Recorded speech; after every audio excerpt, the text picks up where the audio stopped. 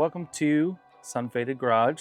First video we're doing is going to be this beautiful unicorn I found on the eBays. Let's open it up, check it out. Stuffing, Hobby Lobby bag. This is a 2003 Japanese radio Eclipse. Yeah. So we are going to be putting a 22-year-old radio in a 1997 Tahoe. Right now, it's got a Sony single DIN with all the regular necessities like Bluetooth, AM, FM, USB, things of that nature. Bad boy. We're going to take that one out and put a 22-year-old one in, because that makes sense. Yeah. Right? Get rid of the new stuff and put in old stuff. Yeah. I want to take it back, you know, bring it back to the classics. Luckily, this one's kind of a unicorn. These are getting harder to find, but it's got the Bluetooth logo up there in the corner. That's usually a tall tale sign that it can at least stream something. So we're going to find out today here what it can do. They sent us a new harness. I did a little pre-wiring beforehand, and we tested it. Apparently there's a company out there that sells old harnesses for aftermarket radios, which is pretty neat, because I got a lot of aftermarket radios with destroyed harnesses. I got an old Pioneer sitting right here that's seen better days. Another Eclipse, seen better days, but none of those got Bluetooth. So we're gonna give this guy a try. It fires up, so that's good. Really good. Yeah. That's main good. Motorized screen works. It's very important. I think next up, we can see how she looks here. I'm gonna just get it tabbed in here. Yeah, the old click and push. Click and push with the purple screen, baby. Back to 2002. 5-volt pre-out. Very important when doing a radio. Especially if you're doing a bunch of big aftermarket amplifiers, which is the plan. Yeah. This is a work in progress here. We're gonna do a big build. Oh, big build. Big build. Huge. Lots of audio equipment, subs and amplifiers and speakers and stuff. That's all future. But for now, we just need to go old school with the radio, because these are getting harder to find. So if you find one and it meets all your specifications, buy it, because it will disappear. Yeah, let me grab a couple tools here. All right. We'll move on up to the front. Yes, sir. So what we're gonna need, just a couple basic tools. I just grabbed a couple things. Plastic pry tool, great for door panels, dashes, whatever else you need. Pick tools, small flathead, little guys, little hooky guy. We're gonna take out this part of the dashboard here. But to do that, we need to get it out of park. Always put your e-brake on. We're on a little bit of an incline. So I'm gonna take key ignition key on and make sure. She didn't fall. Ooh, boy, now that's a nice e-brake. All right, so we're just gonna start pulling apart here. Easy to pop on the old Chevy here, because the dash is destroyed. And that's gonna be a next project for us. Ooh. Put this plastic guy on permanently, so it'll be nice and pretty. So as pretty as it can be, I guess. Steering column down. Pry on these guys a little bit until everything's loose. And then we gotta come over here, pick tool this guy out. Oh, is that a pigtail? Yep, we gotta get the lights out there. Easy. And then we're gonna come back over here, pop these guys here.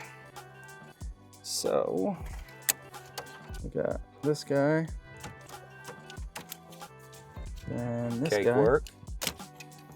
Been a couple times with this one. And then since we've got our alarm light here on the front, we kind of got to take our stuff out. Oh, you're gonna pass that and back through. Pass that back through. Get that in there, and then also go back and get the. We gotta get the 4x4 switch here. So get that. There she is. Right out. A little aggressive with it, but it works. Make sure I've got everything here. Oh, this guy's hanging on. Yeah, that was hanging on. And then she's free. Hey. Back in the park. And then turn that off. So radio is gonna come out. Quick removal. Yep. Springy prongies on the side. Once you do an aftermarket radio, you know, adapt for AM, FM. Main wire harness. Microphone. We're gonna have to get rid of this one. All right, now to the back. Hi, welcome back. All right, so what we're gonna do is get the harness ready from the Sony. This is the Sony. We gotta get it on that Eclipse. So we're just gonna do a little bit of cutting, try and save as much wire as we can here. Cut it right at the edge of the butt connector. Get all that, yeah, get in there. Come on in. Cut these guys so that we got as much wire as we can, because this guy's getting short. Oh, somebody messed this one up at one point. She's a little shorter than the other ones. All right, so almost through here. We're not hooking up the dimmer switch because old radios don't have a very bright screen anyways. And doesn't really matter with the, we're with going the back in dimmer time. radio. Yeah. This is back from the future. This is back to the past. Ooh, back from the future. All right. So I like to use these guys. These are fantastic. Milwaukee. Holler at the Milwaukees. So we're gonna sit here, take 2 seconds, just trim all these guys to the size of the butt connector, which is about yay big. Yep, just make it nice and specific. And then start crimping. And plug this beautiful new harness. Incredible. I'm still baffled that somebody is out there making brand new harnesses for old aftermarket radios. Yeah, from a 1916 Ford. Dude, it's crazy. I'm a fan. Whoever's doing it has got the same vibes as us, I'll tell you that. Yep. All right. One after the other, just kind of go through. If you're colorblind, you will have a hard time. Yeah, a little bit of everything going on in here. Yeah. Do not recommend. It's like a spaghetti bowl. You know, you got your speakers here. We just did all the power wires. It's kind of easy. I like to do them in pairs, you know? So you do one speaker. Oh, like your purple and black? Yeah. Man, you're just hammering through it. It's like you've done this a time or two. Ugh, a little too long. It's fun though. It's fun to do as a hobby. We've got the harness wired up here. We're gonna leave 12 seconds for him to do this whole thing. a little less than that. Yeah. Come on. We're going to zip tie the harness, make it nice and pretty, and then plug this hog in and see what she does. Does it work? Does it not work? Are we gonna break stuff? And that's why we're gonna tape it. Oh, you're cutting it off straight, I hope. Yep, nice. Right Flushies, baby, flushies. Now we're headed back in.